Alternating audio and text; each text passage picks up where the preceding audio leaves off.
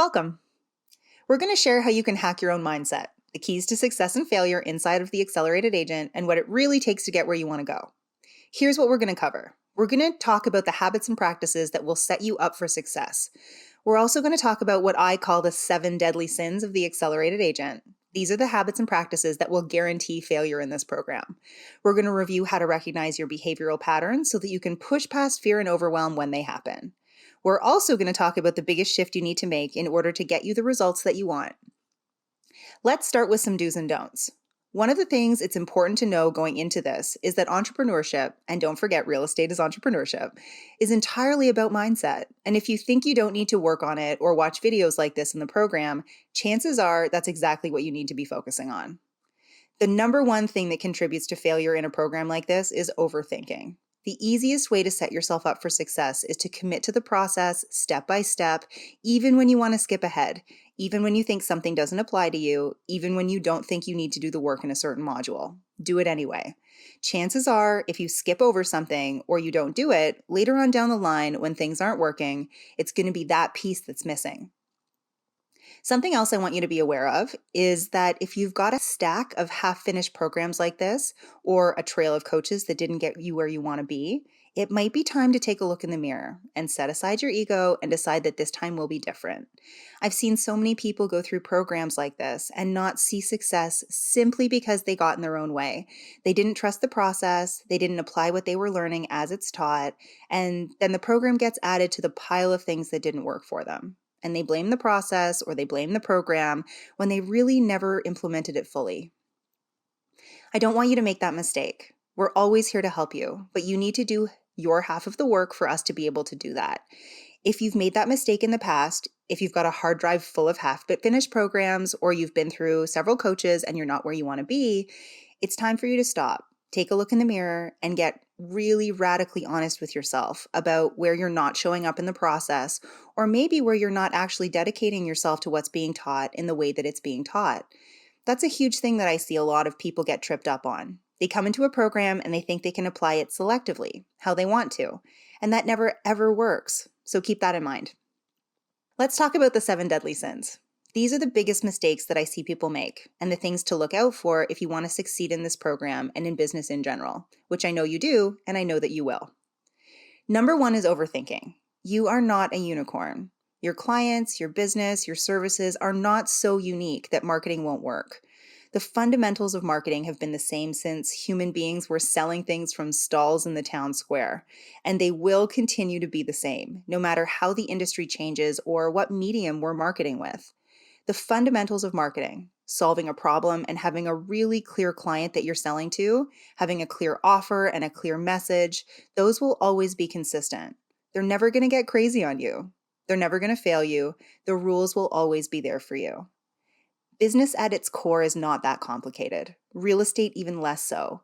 When you fall into the trap of thinking that somehow your market or somehow what you do is so unique and so different that anything that's ever been done before just won't work for you, you're lying to yourself and fooling yourself and letting yourself get your ego in the way. The truth really is that type of thinking is never right.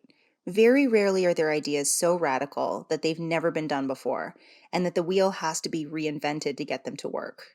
More often than not, it's you telling a story to yourself about what is possible and then believing that story.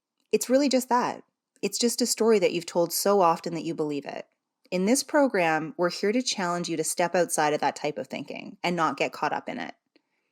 Also, overthinking and overanalyzing things will get in your way. We're going to talk about that in a moment, but for now, I want you to really cement in your mind that your business is just like every other business that's ever existed, and the principles, the strategies, and the tactics that you're learning here will work if you're open-minded enough to apply them as they're taught, and if you follow the guidelines. Don't make the mistake of thinking somehow that you are a unicorn. You're not. Next, deadly sin number 2, waiting until it's perfect. I want you to understand that action and implementation are what will give you the confidence that you've been looking for.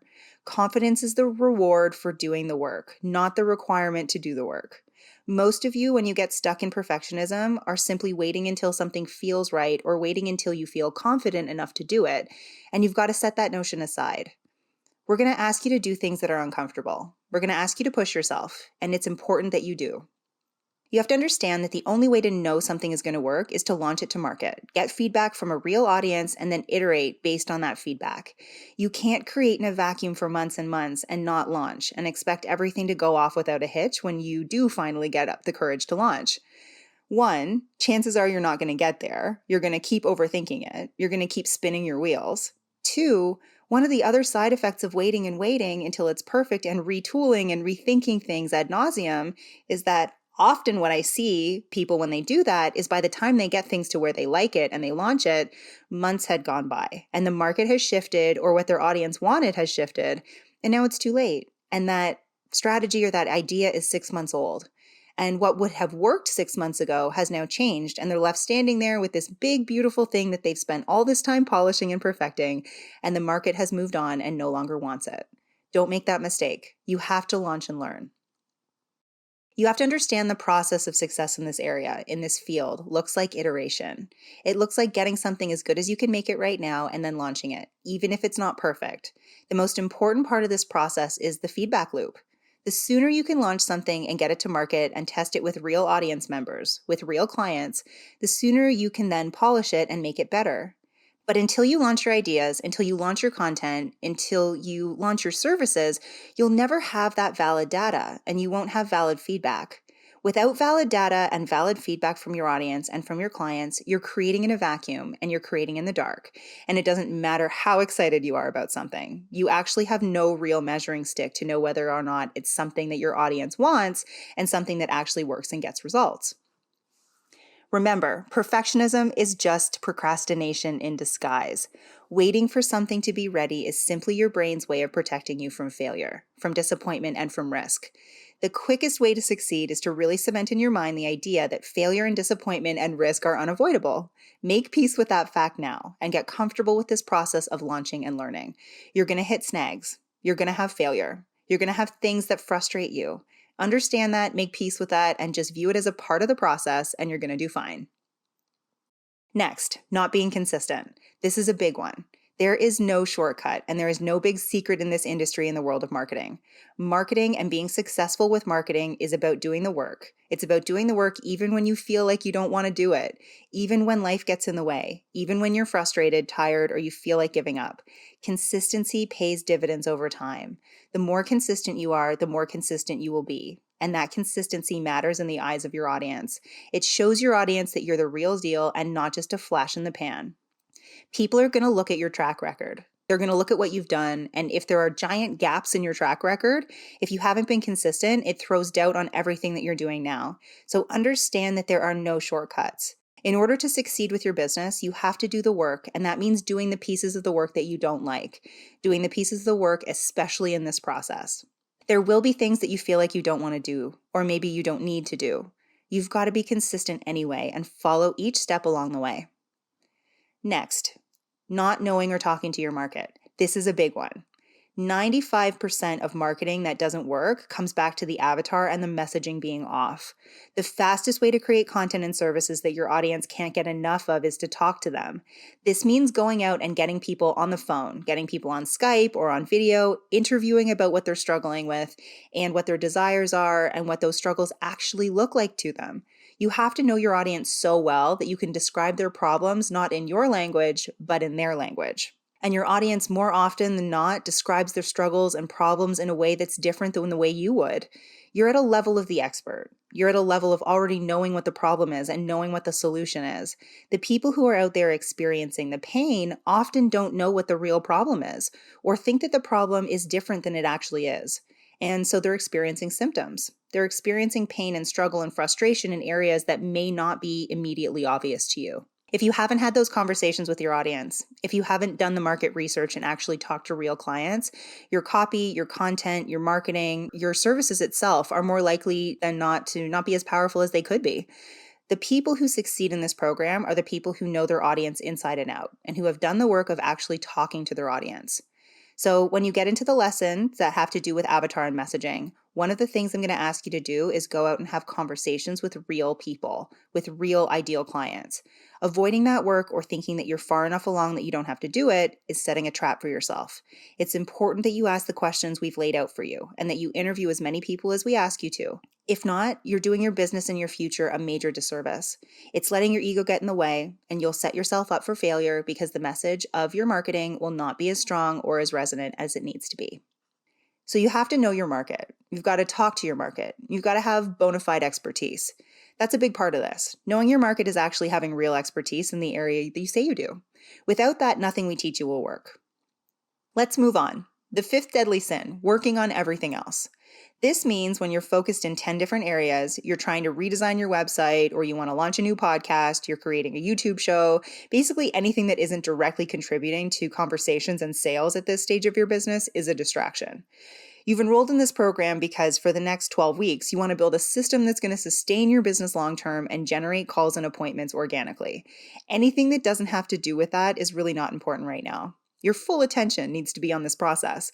And if you're stretched in too many directions and you're trying to do too many things because you think you should, or you think that it's the right thing you want to do to build your audience, it's more likely than not you'll be stretched too thin and you won't have the focus and energy to devote to this process really the way that you need to.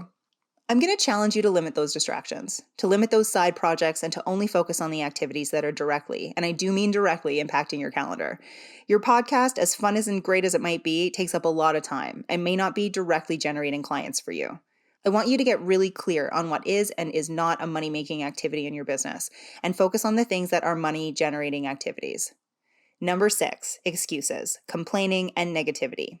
Like we've said before, setbacks and failures are part of the process. You need to get used to that now. This is really what success is forged from, right? Rarely is there ever a success story that genuinely happens overnight or that happens without struggle, sacrifice, and failure. If you can't stomach adversity or you buckle at the first sight of trouble, it's time to have a radical talk with yourself and understand that this is what real estate is about. The people who complain and make excuses, in my experience, are very rarely the ones that succeed. If you're focused on what everyone else is doing wrong, you're not focused on yourself. The people who are actually focused on their business and focused on doing the work usually don't have time to complain or to engage in negativity or gossip or excuses. They're too busy just doing the work. So if you have time to make a lot of excuses and you have time to complain and you have time to focus on what everyone else is doing wrong, chances are you need to take a look at yourself and understand that all of that energy and all of that time is probably being taken away from your business. And if you've gotten radically honest with yourself, you're not actually dedicated to the work that you're doing. Really, that's just the truth. Your business deserves the absolute best that you can muster each and every day. And anytime you're focusing outside of yourself on someone else, you're taking energy away from that. And that's exactly what negativity, excuses, complaining, that's exactly what that is. It's focusing your fear, your frustration, your energy on external sources so that you can blame them for why you're not where you want to be. In this program, that doesn't fly. We follow a no excuses policy and a no complaining policy. We will go to the mat with you. We're here to do everything we can to make sure you succeed, and we're committed to making that success happen. But what we will not do is tolerate excuses or tolerate negativity in this environment. In order to succeed, you've got to bring your A game, and so does everyone else. So just keep that in mind going forward. Lastly, number 7, mixing and matching strategies. This process that you're learning here, the strategies that you're learning inside of the Accelerated Agent, work when they're applied consistently and in their entirety. Mixing and matching strategies is a recipe for failure, and it doesn't do justice to anyone. It doesn't do justice to the people that you're pulling strategies from elsewhere and trying to mix into this process. It doesn't do justice to what you're learning inside the Accelerated Agent. When you think you're smart enough or clever enough or experienced enough to ignore what's being taught and do it your own way, you're letting your ego take the lead, and it will sabotage your success. It will fail you every time. Just listening to the advice in this program and implementing fully and being committed to producing the best work that you can while tuning out your podcast, the YouTube channels that you watch, is going to take you way further than feeling like you should still read the blog or you should still listen to that podcast. Taking 10% of strategies doesn't equal 100% success. The down and dirty truth of the matter is that if you knew better, if you had a better way of doing it, you'd be doing it already and you wouldn't be here. The truth is that you're in this program because you're not where you want to be, and that's okay. But you need to trust the process and understand that this works when you apply it consistently and when you don't leave pieces out. So don't mix and match strategies. Make the commitment for the next 12 weeks that you're going to apply what you learn here in its entirety and give it 100%. That's why you've invested in this, and you owe it to yourself and your business to do so. So just to reiterate here, there's no silver bullet. This is a big one. Content, niche marketing, asset creation are not going to save your business. They're here to amplify the message that you already have and the work that you already do. If your message, your offer, your client avatar aren't right, building on top of them won't solve the problem. That's why the foundational work in part 1 of the Accelerated Agent is so important. You have to have the right message for the right audience with the right services. If those pieces aren't on point, building, marketing, and running anything is not going to solve the problem. That's why the foundational work is so important and why we start there. So trust the process. Next, I want you to leave your ego at the door. Like we've talked about before, skimming, skipping, or being cavalier about this process betrays the investment you've made in yourself and in this work. Your results are going to reflect your commitment. When you don't take it seriously, or you make excuses, or you don't follow what's being taught, you can't expect to see results. So for the next 12 weeks, you're a student. It's time to leave your ego at the door and put on those, I call them newbie eyes again. Put on those newbie goggles and really view this process in its entirety as something that's going to help you and take each step as they come. That's why you're here. I'm really excited for you to go through this process and start seeing results because this stuff really works. When you apply this consistently, the sky is really the limit. So let's set some expectations. We've talked a little bit about this. I want you to decide that building your foundation and building these core elements of your business are worth it, and they deserve your attention and your energy. I want you to focus on the process and your daily wins. What we're doing here is building piece by piece, and there may be some days where you feel like things aren't going fast enough for you. Trust the process. Focus on the daily wins. If you have some goals that maybe are a little off or a bit of a stretch, and you go for them with everything you've got, chances are, even if you don't make the goal, you're going to end up in a really great place and you're going to be happy with your results. So that's the mindset I want you to have. Next, we're reiterating again. We've said it several times, but I want you to cement in your mind, ups and downs will happen. They're part of the process. No one launches perfect marketing the first time out. You will not launch a perfect marketing content plan the first time you start. You're going to have to launch, get feedback, and iterate. You're going to have to tweak and test and polish things until they really sing. So gear up and understand that's all part of the work. That's all part of the process. Videos are a vital part of your work here. On social media, especially on Facebook right now, video is a form of content that you cannot ignore. It's a form of content that the algorithm favors and gets the most engagement. So if you underestimate or try to avoid using video in your marketing, you're risking hurting your reach and impact. So understand that you've got to be engaging in that. That's why your first assignment, which I'll talk about in a bit, is a video. We want you to get on video now so you start to break the excuses and carry that momentum into this program. Don't post the answers to the questions in written form, even if that seems more comfortable. Make the decision to change your habits now. Lastly, another thing I want you to have as an expectation is that you should be producing content every day. If you're not consistently putting out content to your audience, you get in the habit and start doing it because that is expected of you in this process. We expect you to be consistently putting out content to your audience and building that content creation muscle. So if you just panicked a little when I said that, now is the perfect time to start because how you do one thing is how you do everything. That consistency, doing the work each and every day, is going to bleed over into every area of your business. So start getting consistent now and start doing that daily work. Let's talk about some house rules. We've already covered that we have a no complaining and no excuses policy. We also believe that the fundamentals are fundamental. Your avatar, your services, your message, all of that work is really integral to everything that's being built on top of it. So we expect you to devote some time and energy to that and really make sure that you feel great about the work before you continue on.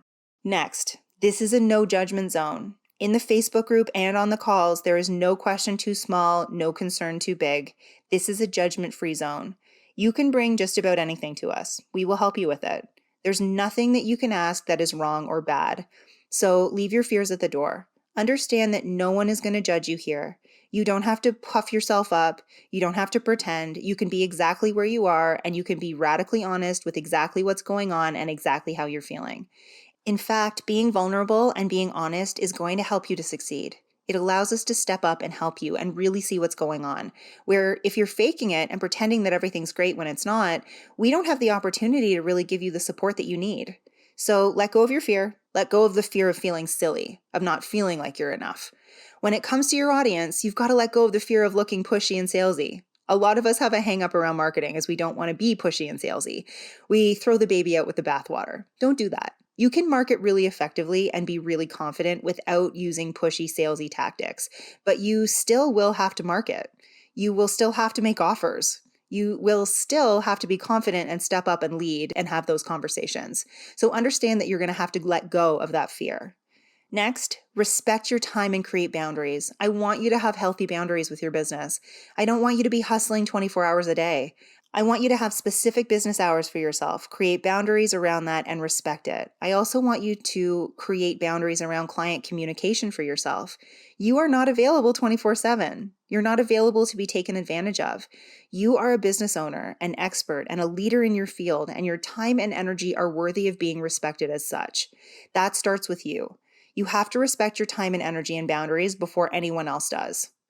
Lastly, and this is probably the most important house rule of all, you've got to fall in love with this process. The process of doing this work can and should be joyful. It should be exciting. It should be as juicy and wonderful and action-packed as the destination and the results are going to be. You have to love the process. You have to fall in love with each part of the process and really almost forget about the destination. If you can do that, if you can fall in love with the process and give the process the time and attention it deserves and literally find enjoyment in it and leave the destination out of it, don't focus on the destination right now. You will get where you want to go. So that's a big one. Fall in love with the process. Forget the destination. You're going to end up where you want to be.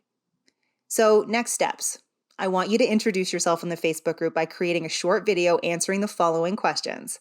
I want you to let us know in your video what's the biggest shift from this module for you. What's the biggest thing that you learned or the biggest aha that you had in this material? Next, I want you to think about what your biggest mindset struggle is going to be during the next 12 weeks and let us know so that we can hold you accountable and help you out when we see you falling into that trap. So think about that. What's your biggest mindset struggle? Next, I want you to think about what consequences you want us to hold you accountable to if you don't follow through. This is a powerful, powerful tool. Set some consequences for yourself and make them painful. Figure out what that is for you. What consequence is painful enough that the thought of having to follow through with it is enough to keep you motivated. Think of a consequence like that, and I want you to share it with us in your video so that we can hold you accountable to that consequence if you don't follow through.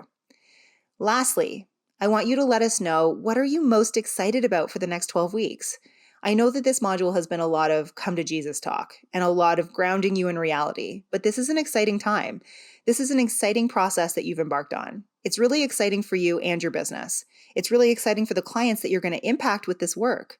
So yes, we want to sober up right now and get really honest with ourselves, but I don't want you to lose touch with that sense of excitement and that sense of possibility. So I want you to let us know in your video what you're most excited about. Create that video, post it in the Facebook group, or better yet, go live and do the video that way. And that's it for the mindset lesson.